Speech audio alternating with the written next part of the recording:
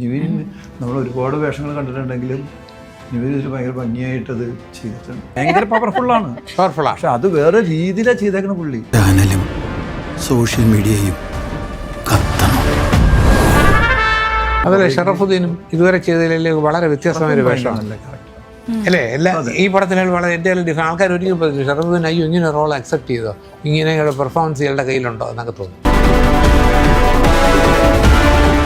ഒത്തിരി ആർട്ടിസ്റ്റുകളുള്ള ഒരു big budget മൂവിയാണ്. പൊളിറ്റിക്സ് ഉണ്ട് ഇതിൽ, പക്ഷേ പൊളിറ്റിക്കൽ സബ്ജക്റ്റ് അല്ല. ഗംഭീര ക്ലൈമാക്സിൽ കൊണ്ടു നിർത്തുന്ന ഒരു അപാര സിനിമ തന്നെയാണ്. ഞാൻ ഇതുപോലത്തെ ഒരു സിനിമയിൽ അഭിനയിച്ചിട്ട് ആദ്യമായിട്ടാണ്. സ്ട്രെയിറ്റ് ഫോർവേഡ് സിനിമയാണ്, അല്ലാതെ ഏച്ച് കെട്ടിയ സീനുകളോ അങ്ങനെയുള്ളതൊന്നും. ഈ പടം ഒരു നമുക്കെല്ലാം ഒരു വിശ്വാസമാണ്, 100 ദിവസമാണ്. ഇതിപ്പോ ഞാൻ ടി.വിയിൽ കണ്ട ആളല്ലേ, ഞാൻ അവിടെ നിന്ന് ഇവിടുന്നൊക്കെ എടുത്ത് ഫോട്ടോ ഒക്കെ എടുത്തിട്ട് കണ്ടോ, ഞാൻ ഇവരൊക്കെ എന്റെ കൂടെ ഉണ്ട്. പഞ്ചാബി ഹൗസിന്റെ സെക്കൻഡ് പാർട്ട് ഉണ്ടോന്ന് ചോദിച്ചു. Punjabi house continue second part തന്നെ അതൊക്കെ മേലെ വരണം. Hi all, welcome to B four blaze. This is Anna. ഇന്ന് നമ്മുടെ കൂടെ ജോയിൻ ചെയ്തിരിക്കുന്നത് 3 കാലഘട്ടം കണ്ട ആക്ടേഴ്സാണ്. പ്രതിച്ഛായ മൂവിയിൽ ഇവർ അഭിനയിച്ച ആ ഒരു കഥാപാത്രത്തിൻ്റെ വിശേഷങ്ങൾ അറിയാൻ വേണ്ടിയിട്ടാണ് ആൻഡ് നമ്മുടെ കൂടെ ഒരു പെൺ തരിമണി കൂടി ജോയിൻ ചെയ്തിട്ടുണ്ട്. First of all welcome to the show. Thank you. നിങ്ങൾ രാവിലെ തൊട്ട് കേട്ട് മടുത്തിരിക്കുന്ന ഒരു ചോദ്യമായിരിക്കും, എന്താണ് ആക്ച്വലി നമ്മൾ പ്രതിച്ഛായ എന്ന മൂവിയിൽ എക്സ്പെക്ട് ചെയ്യേണ്ടത്? കാരണം നമ്മൾ ട്രെയിലർ കാണുമ്പോൾ ഒത്തിരി കാര്യങ്ങൾ നമ്മൾ കേൾക്കുന്നുണ്ട്. ഉമ്മൻചാണ്ടി സാറിൻ്റെ റെഫറൻസ് ഉണ്ട്, പ്രൊപ്പഗാൻഡ മൂവിയാണ്, അങ്ങനെ ഒരുപാട് കാര്യങ്ങൾ നമ്മൾ കേൾക്കുന്നുണ്ട്. അപ്പോൾ അതിനെല്ലാം, ആ ഒരു വിവാദങ്ങൾക്കെല്ലാം ഒരു അവസാനം ഇടാനായിട്ട് നമുക്ക് ആക്ടേഴ്സിൽ നിന്ന് തന്നെ ഫസ്റ്റ് കേൾക്കണം എന്നുണ്ട്. സോ നമ്മൾ ഹരിശ്രീ അശോകൻ സാറിൽ നിന്ന് സ്റ്റാർട്ട് ചെയ്യുകയാണെങ്കിൽ എന്താണ് ആക്ച്വലി പ്രതിച്ഛായ? ഇതിൽ നിവിൻ പോളി ഹീറോ ആയിട്ടുള്ള ബി ഉണ്ണികൃഷ്ണൻ സാറ് ഡയറക്റ്റ് ചെയ്തിട്ടുള്ളൊരു പടമാണ്. പക്ഷേ ഒത്തിരി ആർട്ടിസ്റ്റുകളുള്ള ഒരു ബിഗ് ബഡ്ജറ്റ് മൂവിയാണ്. 100 ദിവസം ഷൂട്ട് ചെയ്ത് 90 ദിവസത്തോളം ഷൂട്ട് ചെയ്തിട്ടുള്ള ഒരു ബിഗ് ബഡ്ജറ്റ് മൂവിയാണ്. ഒരുപാട് ക്രൗഡും ഒരുപാട് ഇൻസിഡൻസും. പിന്നെ ഇത് പലരും ചോദിക്കുന്നുണ്ട് ഇതൊരു പൊളിറ്റിക്കൽ സബ്ജക്റ്റാണെന്ന്. പൊളിറ്റിക്സ് ഉണ്ട് ഇതിൽ, പക്ഷേ പൊളിറ്റിക്കൽ സബ്ജക്റ്റ് അല്ല. ശരിക്കും ഇതൊരു ഫാമിലിയെ ബേസ് ചെയ്തിട്ടാണ് ഇത് പോകുന്നത്. പൊളിറ്റിക്സ് ആണെങ്കിലും രണ്ടും ഒരേപോലെ കൊണ്ടുപോകുന്നൊരു സബ്ജക്റ്റാണ്. പക്ഷേ ഇതിൻ്റെ അത് നമ്മൾ കണ്ടിട്ടുള്ള ഒരുപാട് ക്യാരക്ടേഴ്സിൽ വരുന്നുണ്ട്. അതെല്ലാം പുതിയ മെത്തേഡിലാണ് നമ്മളിൽ പ്രസൻറ്റ് ചെയ്തേക്കുന്നത്. പക്ഷേ ഒരു ഇത് നമ്മൾ കണ്ടുവരാൻ നമുക്ക് ഇത് ഇയാൾ ഇന്നയാളാണോ, പക്ഷെ അയാളൊന്നും അല്ല. അത് നമുക്ക് തോന്നുന്നതാണത്. ആ രീതിയിൽ എഴുതി മേക്ക് ചെയ്ത് ആ സ്റ്റൈലിൽ കൊണ്ടുപോയിട്ട് ഇതൊരു ഫാമിലിയും കൂടി വെച്ചിട്ട് ചെയ്യുന്ന ഒരുപാട് കുരുക്കളുള്ള കുരുക്കൾ ഉണ്ടാക്കാൻ ഭയങ്കര എളുപ്പമാണ്, പക്ഷെ അഴിക്കാൻ വലിയ ബുദ്ധിമുട്ടാണ്. പക്ഷെ നല്ല രീതിയിൽ അഴിച്ചിട്ടുള്ള ഒരു ഗംഭീര ക്ലൈമാക്സിൽ കൊണ്ടു നിർത്തുന്ന ഒരു അപാര സിനിമ തന്നെയാണ്. ഇത് നമ്മൾ അഭിനയിച്ചിട്ട് ഇത് ഫുൾ കണ്ടതുകൊണ്ടാണ് നമുക്കിത് മനസ്സിലാവുന്നത്. ഞാൻ ഇതുപോലത്തെ ഒരു സിനിമയിൽ അഭിനയിച്ചിട്ട് ആദ്യമായിട്ടാണ്. 40 വർഷമായി സിനിമയിൽ വന്നിട്ട് 350 സിനിമകൾ അടുത്ത് ഞാൻ അഭിനയിച്ചു. പക്ഷേ ഇതുപോലൊരു ഒരു ഒരു ഒരു രാഷ്ട്രീയക്കാരനായിട്ട് ഞാൻ അഭിനയിച്ചിട്ടില്ല. നല്ല മൂവിയായിരിക്കും. അത് തന്നെയാണ് ആക്ച്വലി നമ്മൾ നോക്കി കാണുന്നത്. സാറിൻ്റെ വേറെ തന്നെ ഒരു ലുക്കാണ് നമ്മൾ ട്രെയിലറിൽ കാണുന്നത്. അതെങ്ങനെ ഉണ്ടായിരുന്നു ആ ഒരു ചേഞ്ച്? അല്ല, അതാണ് ഞാനിപ്പോൾ പറഞ്ഞു വന്നത്. എല്ലാവർക്കും വളരെ പ്രോമിനൻസ് ഉള്ള ഒരു സബ്ജക്റ്റാണ്. അത് നമ്മൾ സാധാരണ കണ്ടേക്കുന്ന ആർട്ടിസ്റ്റുകൾ ചെയ്ത് വെച്ചിട്ടുള്ള വേഷങ്ങളായിരിക്കും. പക്ഷെ അത് തന്നെ ആ വേഷങ്ങൾ തന്നെ വ്യത്യാസപ്പെടുത്തിയിട്ടുണ്ട്. അതിപ്പോൾ ഞാൻ ചെയ്യേണ്ട വേഷം വേറൊരാൾ ചെയ്തിട്ടുണ്ടാവും, അത് വേറെ സ്റ്റൈലിലായിരിക്കും ചെയ്തേക്കണം. അപ്പോൾ അത് എന്നെക്കൊണ്ട് ചെയ്യിക്കുക എന്നുള്ളത് ഡയറക്ടറിൻ്റെ ഒരു തീരുമാനമാണ്. അത് ഈ കഥ എന്നോട് പറഞ്ഞപ്പോൾ, കഥയല്ല കുറേ സംഭവങ്ങൾ പറഞ്ഞപ്പോൾ ഞാൻ ചെയ്താൽ നിൽക്കുമോ, അശ്വഞ്ഞ് ചെയ്യാൻ പറ്റും, ചെയ്യും. ഫസ്റ്റ് ഡേ തന്നെ ഒരു പകുതി ആയപ്പോൾ തന്നെ പറഞ്ഞത് ഇത് കറക്റ്റാണ്, ഇത് എന്നെ ഫോളോ ചെയ്താൽ മതി എന്ന് പറഞ്ഞപ്പോൾ അങ്ങനെ ഒരു വേഷം ചെയ്തതിൻ്റെ ത്രില്ലാണ് ഞാനും. പക്ഷേ ആ ക്യാരക്ടറെ കുറിച്ചിട്ട് അല്ലെങ്കിൽ അതിൻ്റെ ഇൻസിഡൻസിനെ കുറിച്ച് എനിക്കൊന്നും വ്യക്തമായിട്ട് തുറന്ന് പറയാൻ പറ്റില്ല. അതുകൊണ്ടാണ്, അല്ലെങ്കിൽ ഞാൻ പറഞ്ഞത്. ഓക്കെ, ഇപ്പോൾ മണിയമ്പിള്ള രാജു സാറിലേക്ക് വരികയാണെങ്കിൽ എല്ലാവരുടെയും പോയിന്റ് ഓഫ് വ്യൂ വേറെ തന്നെയായിരിക്കും. അപ്പോൾ സാറിനെ സംബന്ധിച്ചിടത്തോളം എന്താണ് ഈ ഒരു പ്രതിച്ഛായ എന്ന് പറഞ്ഞൊരു മൂവി? ഉണ്ണികൃഷ്ണൻ കുറേയേറെ സിനിമകൾ ചെയ്തിട്ടുണ്ട്, അതൊക്കെ ഞാൻ കണ്ടിട്ടുണ്ട്, എല്ലാം ഇഷ്ടമുണ്ട്. പക്ഷേ അതിൽ നിന്നൊക്കെ മാറി ഇതൊരു വലിയ സിനിമയാണ്. മാത്രമല്ല ഈ പടം കഴിഞ്ഞപ്പോൾ ഞാൻ ലാസ്റ്റിൽ പുള്ളിക്ക് ഒരു ഷേക്കൻഡ് കൊടുത്തിട്ട് പറഞ്ഞു ഇത് നിങ്ങളുടെ ഏറ്റവും നല്ല സിനിമയാണ്. ഇത് അങ്ങനെ ആയതുകൊണ്ടാണ് പറഞ്ഞത്, അല്ലെങ്കിൽ നമ്മളെക്കുള്ള ആൾ ദ ബെസ്റ്റ് പറഞ്ഞിട്ടേ പോകത്തുള്ളൂ. ഇതിനകത്ത് ശരിക്കും പറഞ്ഞാൽ ഒരു എൻ്റർടൈനറാണ്, അല്ലാതെ ഇത് ഏതെങ്കിലും ഒരു രാഷ്ട്രീയ പാർട്ടിയുടെ ഇലക്ഷൻ സമയത്ത് ഒരു പ്രൊമോഷന് വേണ്ടിയിട്ടുള്ള പടമല്ല. പക്ഷേ ഇതിനകത്ത് നടക്കുന്ന സംഭവങ്ങൾ കഴിഞ്ഞ 10-12 കൊല്ലമായിട്ട് കേരളത്തിനകത്ത് അങ്ങോളം ഇങ്ങോളം നടന്നിട്ടുള്ള ഇൻസിഡൻസാണ്. അത് ആരും പറയാതെ തന്നെ പേരുകളൊക്കെ മാറ്റിയാണ് ഇതിനകത്ത് കഥാപാത്രങ്ങൾ വരുന്നതെങ്കിലും ആൾക്കാർക്ക് ഈസി ആയിട്ട് മനസ്സിലാവും. അവർ മീഡിയയിൽ കൂടെയും പത്രത്തിൽ കൂടെയും എല്ലാം വായിച്ച് കണ്ടറിഞ്ഞുകൊണ്ട് സംഭവങ്ങൾ അവർക്ക് പെട്ടെന്ന് ഞാൻ പറയാറുണ്ട്, ഇതൊരു എന്താ പറയുക, ഒരു സ്ട്രെയിറ്റ് ഫോർവേഡ് സിനിമയാണ്, അല്ലാതെ ഏച്ച് കെട്ടിയ സീനുകളോ അങ്ങനെയുള്ളതൊന്നുമല്ല. അതുകൊണ്ട് തന്നെ ഇത് ഉഗ്രമായിട്ടുണ്ട്, അതിഗംഭീരമായിട്ട് ഷൂട്ട് ചെയ്തിട്ടുണ്ട്. ഞാൻ പറഞ്ഞില്ലേ, ഈ പറഞ്ഞ ഒരു 6,000 പേരുള്ള സീനുണ്ട്. 1000 പേര് മിനിമം ഉള്ളതുണ്ട്. കാര്യം ഇതിൻ്റെ ഒരു രാഷ്ട്രീയ ഗ്രൂപ്പുകളൊക്കെ വരുമ്പോൾ ക്രൗഡ് ഇല്ലാതെ പറ്റൂല്ലോ. അത് മുഖ്യമന്ത്രിയായിട്ട് അഭിനയിക്കുന്നത് ബാലേന്ദ്രനാണ്. മേനോൻ്റെ മുഖ്യമന്ത്രിയായിട്ടുള്ള അഭിനയം എന്ന് പറഞ്ഞാൽ വളരെ വ്യത്യസ്തമായ ഒരു അഭിനയവും പുള്ളിയുടെ സ്വന്തം പടങ്ങൾ വരുന്ന പോലെയല്ല. അതൊക്കെ ഉണ്ണികൃഷ്ണൻ വേറെ രീതിയിൽ തന്നെ എടുത്തിട്ടുണ്ട്. അദ്ദേഹത്തിൻ്റെ വിശ്വസനായിട്ട് അന്ത്യം വരെ കൂടെ നിൽക്കുന്ന ഒരു വിശ്വസനായിട്ടാണ് ഞാൻ വരുന്നത്, രാമകൃഷ്ണൻ എന്നുള്ള പൊളിറ്റീഷ്യൻ. അതിന് വേറെ ചില സംഭവങ്ങൾ പിന്നെ പിൽക്കാലത്ത് വരുന്നത് അതിൻ്റെ സംഭവം സിനിമയിൽ ഉള്ളത് ഞാൻ ഇപ്പോൾ ഇവിടെ പറയുകയാണെങ്കിൽ. അതിൽ നിവിൻ പോളി ഇതിനകത്ത് അഭിനയിച്ചിരിക്കുന്നത് ഇപ്പം നമ്മളിപ്പം സർവ്വമായ കണ്ട സൂപ്പർ ഹിറ്റ് അടിച്ച് നിൽക്കുകയല്ലേ, അങ്ങനെയല്ല. ഇതിനകത്ത് പുള്ളി വളരെ മെച്ചുവേർഡ് പെർഫോമൻസാണ്. ഒരു എന്താ പറയുക, ഒരു രാജ്യം ഭരിക്കാൻ പോലും ഒരു സ്റ്റേറ്റ് ഭരിക്കാൻ പോലും കപ്പാസിറ്റിയുള്ള മെച്യൂരിറ്റിയുള്ള സംസാരിക്കാൻ കഴിവുള്ള ഒരാളായിട്ടാണ് വരുന്നത്. അങ്ങനെ എല്ലാവരുടെ ക്യാരക്ടേഴ്സിനകത്തും ഇതിനകത്ത് ഇമ്പോർട്ടൻസ് ഉണ്ട്. അപ്പോൾ അതുകൊണ്ട് തന്നെ ഈ പടം നമുക്കെല്ലാം ഒരു വിശ്വാസമാണ് 100 ദിവസം ഓടും. ശരിക്കും പറഞ്ഞാൽ 100 ദിവസം എന്ന് പറഞ്ഞാൽ ഇപ്പം ഇന്നത്തെ കാലത്ത് 100 ദിവസം ഓടാൻ ബുദ്ധിമുട്ടായി. പക്ഷേ സൂപ്പർ ഹിറ്റ് എന്നാണ് ഞാൻ ഉദ്ദേശിച്ചത്. ഇപ്പോൾ ട്രെയിലറിൽ ഞാൻ ഇല്ല, അതുകൊണ്ട് കാര്യമില്ല. പക്ഷേ ലോങ് ഷോട്ടിലൊക്കെ ഉള്ളൂ. പക്ഷേ അതിൻ്റെ ആവശ്യമുള്ളൂ. എന്നെ അങ്ങനെ അധികം എക്സ്പോസ് ചെയ്യേണ്ട കാര്യമില്ല. എൻ്റെ കാര്യത്തിലും അശോകൻ്റെ കാര്യത്തിലും സസ്പെൻസ് ഉണ്ട് കേട്ടോ. അപ്പോൾ അതുകൊണ്ട് പക്ഷേ എന്തായാലും ജനങ്ങൾക്ക് ഈ സിനിമ ഒരു സദ്യയായിരിക്കും. അതാണ് നമ്മുടെ എക്സ്പെക്ടേഷൻ. ആൻഡ് അതുപോലെ തന്നെ ആയിരിക്കുകയും ചെയ്യും, അത് ഉറപ്പാണ്. നിവിൻ്റെ വളരെ ഡിഫറെൻറ്റ് വേഷമാണ് കേട്ടോ. നിവിൻ നമ്മൾ ഒരുപാട് വേഷങ്ങൾ കണ്ടിട്ടുണ്ടെങ്കിലും നിവിൻ ഇതിൽ ഭയങ്കര ഭംഗിയായിട്ടത് ചെയ്തിട്ടുണ്ട്. അങ്ങനെ ഒരു വേഷം നമ്മൾ കണ്ടിട്ടുണ്ടാവില്ല. ഏകദേശം ഏതൊരു ക്യാരക്ടർ മാത്രം പറയുകയാണെങ്കിൽ നിവിൻ ചേട്ടൻ്റെ എങ്ങനെ ഒരു ക്യാരക്ടർ ആയിരിക്കും? ഈ മുഖ്യമന്ത്രിയുടെ മകനാണ്. മുഖ്യമന്ത്രി ബാലേന്ദ്രന്റെ മകനാണ് അദ്ദേഹം. കാര്യമായിട്ട് മകൻ ബാലേന്ദ്ര മേനോൻ എന്ന് പറയുന്ന ആ ബാലേന്ദ്രൻ ചെയ്ത ക്യാരക്ടർ മേനോൻ സാറിന്റെ ആ മുഖ്യമന്ത്രി എന്നതിന്റെ ക്യാരക്ടർ രണ്ടാമത്തെ മകനാണ്. മൂത്ത മകനാണ് നമ്മുടെ ടൗബിനായിട്ട് അഭിനയിച്ചത്. രണ്ടുപേര് മുഖ്യമന്ത്രിയുടെ മകനായിട്ട് അഭിനയിക്കുക എന്ന് പറഞ്ഞു കഴിഞ്ഞാൽ അതൊരു ചെറിയ കാര്യമല്ലേ. ലൈക്ക് എന്തോ ഉണ്ട് അതിനകത്തൊക്കെ, അതാണ് നമ്മൾ പറയുന്നത്. ഭയങ്കര പവർഫുൾ ആണ്. പക്ഷെ അത് വേറെ രീതിയിലാണ് ചെയ്തേക്കണ പുള്ളി. നിന്നെ നാളെ ആ പരിപാടിയില്ല, അതൊക്കെ പറയുന്ന രീതി, അത് ചെയ്ത് കാണിക്കുന്നു. അതല്ലേ ഷറഫുദ്ദീനും ഇതുവരെ ചെയ്തതിൽ വളരെ വ്യത്യസ്തമായ ഒരു വേഷമാണ് അല്ലേ. ഈ പടത്തിൽ വളരെ ഏറ്റവും ഡിഫറെൻറ്റ്. ആൾക്കാർ ഒരിക്കലും പറഞ്ഞു ഷറഫുദ്ദീൻ അയ്യോ ഇങ്ങനെ റോൾ അക്സെപ്റ്റ് ചെയ്തോ, ഇങ്ങനെയുള്ള പെർഫോമൻസ് ഇയാളുടെ കയ്യിലുണ്ടോ എന്നൊക്കെ തോന്നും. അങ്ങനൊരു വേഷം ത്രില്ലറാണ് ആ പടത്തിൽ അഭിനയിക്കാനായിട്ട്. എല്ലാവരുടെയും വേറൊരു മുഖം കാണാൻ വേണ്ടി റെഡി ആയിട്ട് വേണം നമ്മൾ ഈ ടിക്കറ്റ് എടുക്കാൻ. ഷുവർ ആയിരിക്കും, ഹിറ്റ് ആയിരിക്കും. നിങ്ങൾ 26-ാം തീയതി തന്നെ കണ്ടോളൂ. 26-ാം തീയതി എന്തായാലും ഫസ്റ്റ് ഷോ ഞാൻ കാണും. ഓക്കെ. ഇപ്പം വിജീത ചേച്ചിയിലേക്ക് വരുവാണെങ്കിൽ from an anchor to an actress ആണ്. ഇപ്പം ആ ഒരു ട്രാൻസിഷൻ എങ്ങനെയുണ്ടായിരുന്നു? ആങ്കർ റേഡിയോ ജോക്കിയാണ് ഞാൻ, ആങ്കറുമാണ്. ട്രാൻസിഷൻ ആഗ്രഹിച്ചൊരു ഞാൻ പറയാം, എനിക്കിഷ്ടമുള്ള ജോലികൾ ചെയ്യുക എന്നുള്ളതാണ് ഞാൻ എന്നോട് ചെയ്ത ഏറ്റവും നല്ല കാര്യം എനിക്ക് തോന്നാറുണ്ട്. ഞാൻ ആക്ച്വലി പോസ്റ്റ് ഗ്രാജുവേറ്റ് ഇൻ ബയോടെക്നോളജിയാണ്. അതിനൊക്കെ വിട്ടിട്ട് എനിക്ക് കുറച്ച് കലാപരമായിട്ട് തന്നെ പോകണം എന്നുള്ളത് കൊണ്ടാണ് ഞാൻ ഇങ്ങനെയുള്ള ഇതൊക്കെ ചൂസ് ചെയ്തത്. ഡാൻസറാണ്, അപ്പോൾ അതൊക്കെ ഫോക്കസ് ചെയ്യണം. അപ്പോൾ സിനിമയും അതിലെനിക്കിഷ്ടമുള്ള കാര്യങ്ങളാണ്. അപ്പോൾ സിനിമ, ഡാൻസ്, അതിനോടൊക്കെ ഉള്ളൊരു ഇഷ്ടവുമാണ് എന്നെ ഇവിടെ എത്തിച്ചിട്ടുണ്ടായിരിക്കുക. അപ്പോൾ ഞാൻ വളരെ എന്താ പറയുക, ലിവിങ് ആ ഡ്രീം എന്ന് പറയുന്ന ഒരു സംഭവം ഉണ്ടല്ലോ. അപ്പോൾ ഓരോ സിനിമകളിലും നല്ല നല്ല കഥാപാത്രങ്ങൾ കിട്ടുമ്പോൾ എനിക്ക് ഉള്ളിൽ കിട്ടുന്നൊരു സന്തോഷവും ഒരു കിക്കും ഉണ്ട്. അതിൽ ഞാനിപ്പോൾ ഇങ്ങനെ സന്തോഷിച്ചിങ്ങനെ പോടും. ആ ഒരു ഡോപ്പമൈൻ റിലീസ് ആ ഡോപ്പമൈൻ റിലീസിലാണ് കൂടുതൽ നല്ല വേഷങ്ങൾ കിട്ടട്ടെ എന്ന് പ്രാർത്ഥിക്കുന്നു. ദൈവമേ, ഹാപ്പിയാണ്. അങ്ങനെ തന്നെ പോട്ടെ. ഇപ്പം നമ്മൾ നിവിൻ ചേട്ടൻ്റെ റോള് കേട്ടു, അതേപോലെ തന്നെ ഷർഫിക്കയുടെ റോള് കേട്ടു. ഹരിശ്രീ അശോകൻ സാറിന്റെ റോൾ എങ്ങനെയാണ്? എന്റെ റോള് ഞാൻ പറഞ്ഞല്ലോ. അല്ല എന്നാലും കുറച്ച് ഡീറ്റെയിൽ. അല്ലല്ല, അങ്ങനെ പറയാൻ പറ്റില്ല എനിക്കതില്. ഞാൻ സാറിന്റെ പാർട്ടിയിലുള്ള പൊളിറ്റീഷ്യനാണ്. പക്ഷെ അദ്ദേഹത്തിന്റെ കൂടെയുള്ള ഒരു പാർട്ടിയുടെ പ്രസിഡന്റാണ്. പുരുഷോത്തം എന്നാണ് പേര്. ഇയാൾ എന്താണ് ക്യാരക്ടർ എന്നുള്ളത് എനിക്ക് പറഞ്ഞാൽ കുറേ പറയേണ്ടി വരും. ഞാൻ പറഞ്ഞാൽ അത് എനിക്ക് മൊത്തം ഈ സിനിമയുടെ കഥ ഏകദേശം പറയുന്ന പോലെ ആയിപ്പോവും. എന്നാലും പറഞ്ഞാൽ ഞാൻ ആരാന്ന് പിടിയിട്ടുള്ളൂ. അതെ, അപ്പൊ അത് സിനിമ കണ്ടാലാണ് അതിന്റെ സുഖം. അത് പറഞ്ഞാൽ സുഖം ഉണ്ടാവില്ല, അതുകൊണ്ടാണ്. ഓക്കെ. ഇപ്പൊ രാജ് സാറിലേക്ക് വരികയാണെങ്കിൽ ആ ഒരു റോൾ എന്താണ് എന്നുള്ള ഏകദേശം രൂപം, പേര് ഞാൻ പറഞ്ഞല്ലോ, രാമകൃഷ്ണൻ എന്നാണ് പേര്. ഈ മുഖ്യമന്ത്രിയുടെ വിശ്വസ്തനായിട്ട് അന്ത്യം വരെ കൂടെ നിന്ന ആളാണ്. പിന്നെ അതിനുശേഷം വരുന്ന ആളുടെ കൂടെ ത്രൂ ഔട്ട് കൂടെ നിൽക്കുന്നുണ്ട്. ശരിക്കൊരു വിശ്വസ്തനായിരുന്നു അതിനകത്ത്. എന്നാ പിന്നെ ഞാൻ കഥ മുഴുവൻ പറഞ്ഞുതരാം.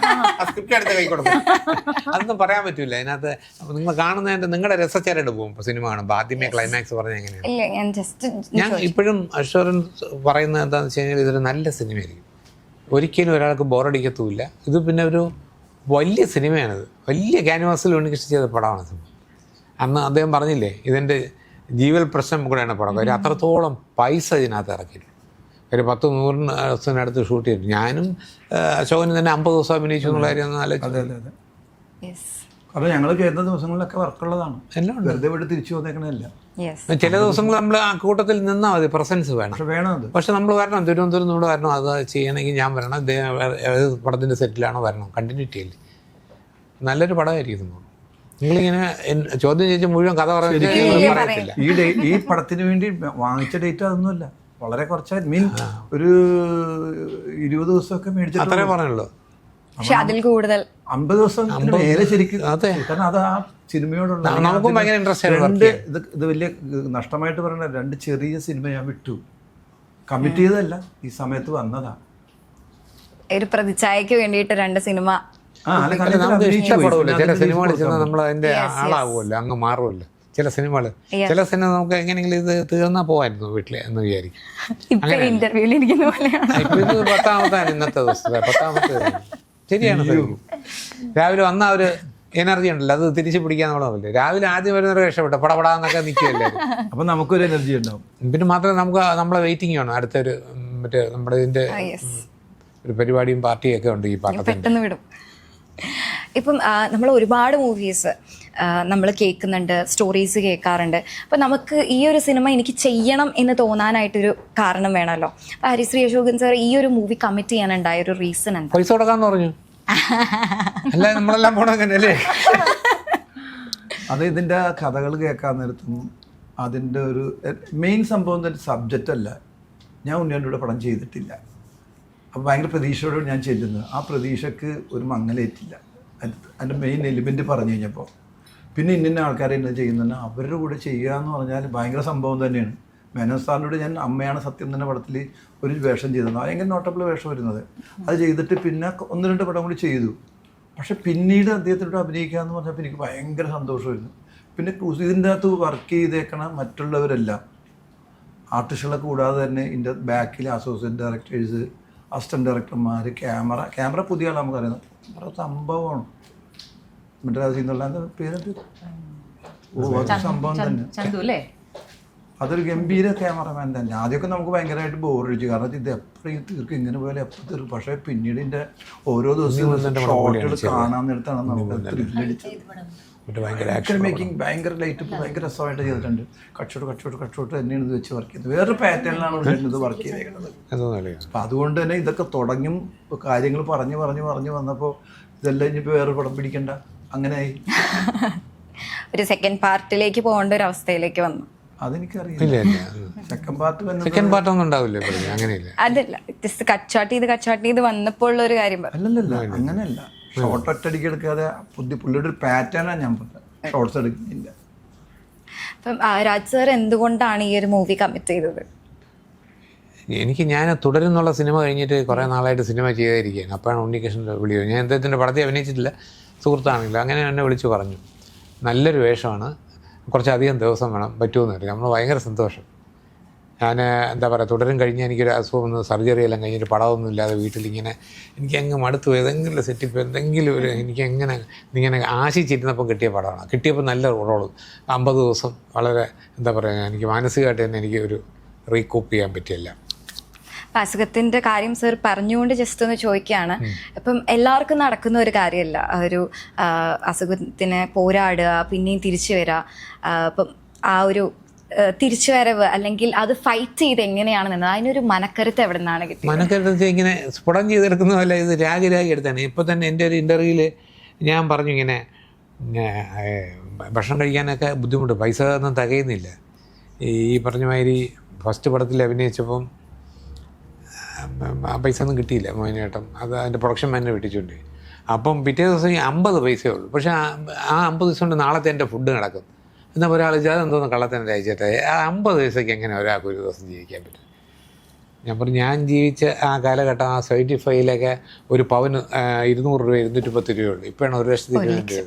എന്നാൽ നസീർ സാർ വാങ്ങിക്കുന്ന 20,000 രൂപയാണ്. AB രാജ്, ശശികുമാർ സാറും പോലുള്ള സൂപ്പർ ഡയറക്ടേഴ്സ് വാങ്ങിക്കുന്ന 7,000 7,500 രൂപ. 50 പൈസയ്ക്ക് എങ്ങനെ ജീവിച്ചു ഞാൻ പറയാം. അന്ന് 30 പൈസയ്ക്ക് മോഡേൺ ബ്രെഡേഴ്സ്, അതും സീൻ ബ്രെഡും മറ്റേ അത് ഇതൊക്കെ കേട്ട ഒരു 30 പൈസയ്ക്ക് കിട്ടും. 10 പൈസയ്ക്ക് 2 ചിലപ്പോൾ 3 കിട്ടും. പച്ചപ്പഴമില്ലേ, മോറീസ് ഒക്കെ പറയും, പടറ്റി എന്നൊക്കെ പറയില്ലേ, നമ്മുടെ മദ്രാസിലെ കാര്യമാണ്. ഈ പഴം 3 എണ്ണം അത് കിട്ടും. അപ്പോൾ രാവിലെ 4 സ്ലൈസ് ബ്രെഡും പഴവും കഴിക്കും, ഉച്ചയ്ക്കും കഴിക്കും, രാത്രിയും കഴിക്കും, ഓരോ ചായയും കുടിക്കും. അപ്പോൾ 50 പൈസയല്ലേ ഉള്ളൂ, 10 പൈസയുള്ളൊരു ചായ. അങ്ങനെയാണ് ഇന്നത്തെ കാലത്ത്. 50 പൈസ ഭിക്ഷക്കാരനോട് അവൻ തലയെ കൂടെ എറിഞ്ഞ് ചീത്തയും വിളിച്ചിട്ട് പോകും. മിനിമം 10 രൂപയെങ്കിലും കൊടുക്കണം ഭിക്ഷക്കാരനോട്. അപ്പോൾ ഓരോ കാലമാണ്, അത് മാറി. ഓക്കെ, അപ്പോൾ വിജീത ചേച്ചിയിലേക്ക് വരികയാണെങ്കിൽ ഈ ഒരു മൂവിയുടെ കോള് വന്നപ്പോൾ ആക്ച്വലി എന്താണ് തോന്നിയത്? അല്ലെങ്കിൽ കാസ്റ്റിംഗിലൂടെ ആയിരുന്നോ? I mean audition calls? ഇങ്ങനെ എനിക്ക് ഇതിൻ്റെ കാസ്റ്റിംഗ് ഡയറക്ടർ വിവേക് അനിരുദ്ധാണ് കാസ്റ്റിംഗ് ഡയറക്ടർ. ഇങ്ങനെ ഒരു ക്യാരക്ടർ ഉണ്ട്, നമുക്കൊരു ഓഡിഷൻ, വളരെ കുറച്ച് ആൾക്കാരെ വെച്ചിട്ടൊരു ഓഡിഷൻ ഉണ്ട്, അന്ന് വരുമെന്ന് പറഞ്ഞു. അപ്പോൾ അന്ന് വേറെ ആർക്കോ ഉണ്ടായിരുന്നു തോന്നുന്നു. അങ്ങനെ ഓഡിഷൻ കഴിഞ്ഞു. അവർ പറഞ്ഞ ഇതിലെ തന്നെ ഒരു സീക്വൻസ് കറക്റ്റായിട്ട് ചെയ്ത ക്യാരക്ടറിൻ്റെ സാധനം തന്നെ അവിടെ ചെയ്യിച്ചു. പിന്നെ ഒരു 2 ദിവസം കഴിഞ്ഞപ്പോൾ പറഞ്ഞു സെലക്റ്റഡ് ആണ്, നമ്മൾ തുടങ്ങുമ്പോൾ വിളിക്കും. അപ്പോൾ എനിക്കും ഈ പറഞ്ഞ പോലെ ബി ഉണ്ണീഷ്ണൻ എന്നുള്ളൊരു ഡയറക്ടറുടെ പടം എന്ന് പറയുമ്പോൾ നമുക്ക് അതിൻ്റെ ഒരു ഭാഗമാവുക എന്നുള്ളതാണ് ഏറ്റവും വലിയ കാര്യം. നല്ല ടീമായിരിക്കും എന്നുള്ളൊരു വിശ്വാസം. അങ്ങനെ പിന്നെ ചെയ്തു വന്നപ്പോൾ വളരെ സാറ്റിസ്ഫാക്ഷൻ, സന്തോഷം. ഇപ്പോൾ ഒരു ബിഗ് ബഡ്ജറ്റ് മൂവി അല്ലെങ്കിൽ ഇത്രയും പേര് ജൂനിയർ ആക്ടേഴ്സ് ആണെങ്കിലും കുറേ കാര്യങ്ങൾ ഇതിനകത്ത് കോർഡിനേറ്റ് ചെയ്യാനുണ്ടായിരുന്നു. അപ്പോൾ ഈ ഒരു സെറ്റിൽ എക്സ്പീരിയൻസ് എങ്ങനെയുണ്ടായിരുന്നു? ഒരുപാട് കാര്യങ്ങൾ കോർഡിനേറ്റ് ചെയ്യുക, കാര്യങ്ങൾ അത് ഇത്രയും പേരെ വെച്ചിട്ട് അതെങ്ങനെയായിരുന്നു? അതൊക്കെ വലിയ സിനിമയിലെല്ലാം സെറ്റപ്പുകളുണ്ടല്ലോ സംഭവങ്ങളെ. നമ്മളൊരു പ്രൊഡക്ഷൻ എക്സിക്യൂട്ടീവ് രോമോഹൻ പുള്ളിയുടെ പറയണം നാളെ 6000 പേര് വേണമെന്ന് വെച്ചാൽ ഫോൺ ചെയ്യണം. ജൂനിയർ ആർട്ടിസ്റ്റ് അസോസിയേഷൻ പാലക്കാട് നിന്ന് അവിടുന്ന് ഇവിടുന്നൊക്കെ ബസ്സിൽ 6000 പേര് വരെയാണ് തിരുവനന്തപുരം നിന്നൊക്കെ. അതൊക്കെ 2 ദിവസം മുമ്പേ പറയും, ഇത്രയും പേര് ട്രാവൽ ചെയ്ത് വരണ്ടേ, ഇത്രയും പേരുടെ ഫുഡ്, അതിന് മെസ്സ് സ്വന്തമായിട്ട് ഈ പ്രൊഡക്ഷൻ ഉണ്ടല്ലോ, അപ്പോൾ ആ മെസ്സ് അറേഞ്ച് ചെയ്യണം. പിന്നെ കോസ്റ്റ്യൂംസിന് ഇത്രയും പേര് വരുമ്പോൾ അവർക്ക് വെള്ള ഡ്രസ്സ് വേണമെന്ന് പറഞ്ഞാൽ അത്രയും പേർക്ക് വിലയ്ക്ക് മേടിക്കാനോ തയ്ക്കാനോ പറ്റില്ല. അപ്പോൾ അതൊക്കെ വാടകയ്ക്ക് എടുക്കാൻ കിട്ടും. നേരത്തെ ആണെങ്കിൽ നമുക്കൊരു 500 സംഭവം വേണം. പിന്നെ ഞാൻ കണ്ടു ഏതൊരു പടത്തിനകത്ത് വെബ് സീരീസിനകത്ത് 500 പെട്ടെന്ന് പറയണം 500 ഈ ക്രിസ്മസ് പപ്പമാർ വേണമെന്ന് പറയും. പിറ്റേന്ന് രാവിലെ റെഡിയാണ്. അത് പലയിടത്തുനിന്ന് വാടകയ്ക്ക് കിട്ടും. പല ഈ പള്ളിയിലും അവിടെ ഇവിടെയൊക്കെ ഇത് വെസ്റ്റേലിനും കളിക്കാൻ പിള്ളേരൊക്കെ ഇടുന്നില്ല, അതെല്ലാം കൊണ്ടുവന്ന് അവിടെ റെഡിയാക്കുക എന്നുള്ളതാണ്. അപ്പോൾ സിനിമയിൽ അതിനൊക്കെ എക്സ്പെർട്ടൈസ് ഉണ്ട് ഇതെല്ലാം കറക്റ്റായിട്ട് കൊണ്ടുവരാനൊക്കെ. ഇപ്പം നമ്മളൊരു ചെയ്യുമ്പോൾ നമ്മുടെ വാച്ച് ഉൾപ്പെടെ ചെരുപ്പ് ഉൾപ്പെടെ എല്ലാം കോസ്റ്റ്യൂം തരികയില്ല. എന്നിട്ട് നമ്മൾ ഇന്ന് ഈ വാച്ച് കെട്ടിക്കൊണ്ടുവന്ന് മറ്റന്നാൾ ഷൂട്ടിങ് വരുമ്പോൾ ഞാൻ വേറൊരു വാച്ചായിരിക്കും കെട്ടിക്കൊണ്ടുവരുന്നത്. അപ്പോൾ ഇതിനകത്തൊരു കണ്ടിന്യൂറ്റി ഇല്ലേ. അപ്പോൾ അത് മെയിൻറ്റെയിൻ ചെയ്യാൻ വേണ്ടി വാച്ച്, ഇടുന്ന ഓർണമെൻറ്റ്സ്, കോസ്റ്റ്യൂംസ്, ചെരുപ്പ് എല്ലാം പ്രൊഡക്ഷൻ്റെയാണ്. ചിലപ്പോൾ ഈ ഒരു സീൻ എടുത്ത് എൻ്റെ എക്സ്റ്റീരിയർ എടുക്കുന്നത് ഇവിടെ ആയിരിക്കും, കുളു മണാലിയിലായിരിക്കും. അപ്പോൾ നമ്മൾ വേറെ വാച്ചോ വേറെ ചെരുപ്പായിരിക്കും എടുത്തത്. അപ്പോൾ അതുകൊണ്ട് ഇതിന് കോസ്റ്റ്യൂംസ് എല്ലാ ഡിപ്പാർട്ട്മെൻറ്റും പെർഫെക്റ്റാണ്. ആർട്ടിൻ്റെ സെക്ഷൻ, ക്യാമറ, എല്ലാ കാര്യങ്ങളും. അല്ലാതെ പറ്റില്ല. ഇതൊരു എന്താ പറയുക, ഒരു വലിയൊരു യജ്ഞം, ഒരു നിസ്സാര ഒരു കാര്യമായിട്ട് എടുക്കാൻ പറ്റില്ല. സീരിയലിൽ എടുക്കുന്ന പോലെയൊന്നും ആലോചിക്കാൻ പറ്റത്തില്ല. കുറച്ച് പേര്, കുറച്ച് സമയം, ലിമിറ്റഡ് ബഡ്ജറ്റ്, അതൊന്നും നടക്കില്ല ഇതിനകത്ത്. ഓക്കെ, അപ്പോൾ വിജീത ചേച്ചിയിലേക്ക് വരുവാണെങ്കിൽ ബാലചന്ദ്രൻ സാറായിട്ട് കോമ്പിനേഷൻ സീൻസ് ഉണ്ടായിരുന്നോ? ഉണ്ടായിരുന്നു. എന്താണ് അത്രയും വലിയൊരു സീനിയർ മോസ്റ്റ് ആക്ടറിൻ്റെ അടുത്തുനിന്ന് പഠിച്ചൊരു ലെസൺ? എനിക്ക് ഇപ്പോൾ ഏത് സിനിമയിലാണെങ്കിലും നമ്മൾ സിനിമയിൽ കണ്ടിട്ട് നമ്മളിങ്ങനെ അത്ഭുതപ്പെട്ട് നോക്കിയിരുന്നപ്പോൾ അശോകൻ ചേട്ടനാണെങ്കിലും രാജേട്ടനാണെങ്കിലും എത്ര സിനിമകൾ ഇഷ്ടത്തോടുകൂടി കണ്ടിട്ട്, അപ്പോൾ ഞാനും ആക്ച്വലി ആ ഒരു എക്സൈറ്റ്മെന്റിലാണ് ഞാൻ അവരെ ഇന്റർവ്യൂ എടുക്കുന്നത്. ഞാൻ അവരെ കാണുമ്പോൾ ഞാൻ ഏറ്റവും ആദ്യം ഞാൻ ഇവരൊക്കെ കുറച്ച് ദൂരത്ത് നിന്നിട്ട് ഇവരെ കുറച്ച് ഞാനൊരു ടൈം എടുക്കും. ഇവരുടെ അടുത്തൊക്കെ ഒന്ന് മിണ്ടാൻ എനിക്കൊരു ഇത്തിരി ചെറിയ പ്രശ്നമുണ്ട്. ഇതിപ്പോൾ ഞാൻ ടി വിയിൽ കണ്ട ആളല്ലേ, ഞാൻ അവിടെ നിന്ന് ഇവിടുന്നൊക്കെ എടുത്ത് ഫോട്ടോ ഒക്കെ എടുത്തിട്ട് കണ്ടോ ഞാൻ ഇവരൊക്കെ എൻ്റെ കൂടെ ഉണ്ട് എന്ന് പറഞ്ഞിട്ട് ആ ഒരു എക്സൈറ്റ്മെന്റ് എനിക്കുണ്ട്. അപ്പോൾ എനിക്ക് വേണ്ടപ്പെട്ടവർക്ക് ഞാൻ അയച്ചു കൊടുക്കും. അപ്പോൾ അതെനിക്ക് ഭയങ്കര ഒരു കാര്യമായിരുന്നു. ഇവരെല്ലാവരും കാണുക, ഇവർ കൂടെ ഞാനിങ്ങനെ ഇവരോട് വർക്ക് ചെയ്യുക, ഒരിക്കലും ചിന്തിച്ചിട്ടില്ലല്ലോ. അത് എനിക്ക് ഭയങ്കരമായിട്ട് ഫീൽ ചെയ്യും. അല്ലെങ്കിൽ ഇപ്പോൾ ഇവർക്കത് ചിലപ്പോൾ പക്ഷേ റിലേറ്റ് ചെയ്യില്ല, ഞങ്ങൾക്കത് വളരെ വലിയ കാര്യമാണ് ചെറിയ ആൾക്കാർക്ക്. അപ്പോൾ ഞാൻ അത്ര എക്സൈറ്റഡ് ആയിട്ട് അവരെ നോക്കിക്കാണും. പിന്നെ എനിക്ക് ഇവർ വർക്ക് ചെയ്യുന്നത് നോക്കിക്കാണാൻ ഇഷ്ടമാണ്. ഇവർ അഭിനയിക്കുന്നതാണെങ്കിലും എങ്ങനെയാണ് അതിൻ്റെ ഒരു പ്രോസസ്സൊക്കെ നമുക്കും പഠിക്കാമല്ലോ കുറേ കാര്യങ്ങൾ. അപ്പോൾ അതൊക്കെ കുറേ ഒബ്സർവ് ചെയ്യും. ബാലേന്ദ്രൻ സാറിൻ്റെ ഒരു കോമ്പിനേഷൻ സീന് വരുന്ന സമയത്ത് സാറ് ശരിക്കും കുറച്ചൊരു ശാരീരികമായിട്ട് കുറച്ചൊരു പ്രശ്നങ്ങളൊക്കെ ഉണ്ടെങ്കിൽ പോലും സാർ അത് ഇത്ര ഭംഗിയായിട്ട് ആ മേക്കപ്പ് ചെയ്യാന്നറിയോ.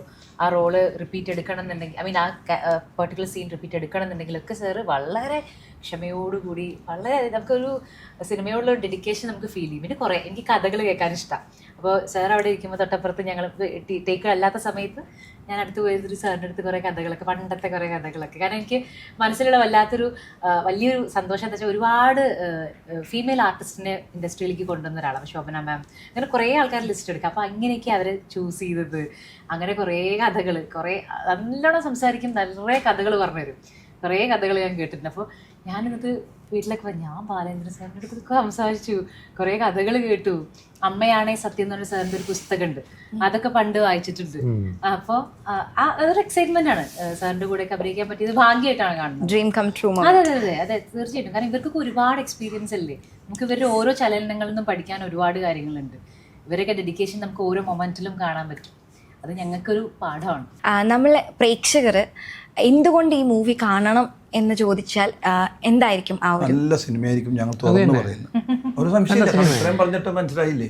യെസ്, നല്ല മൂവി ആകാനാണ് സാധ്യത. കാരണം എന്ന് വെച്ചാൽ ഇതൊരു ഫാമിലിയാണ്, പക്ഷെ പറയുന്ന പശ്ചാത്തലം നല്ലതാണ്. ഒരുപാട് സീൻസിൻ്റെ ഒരു നല്ല ക്ലൈമാക്സ് ആണ്. എല്ലാം ഗംഭീര ആർട്ടിസ്റ്റുകളാണ്.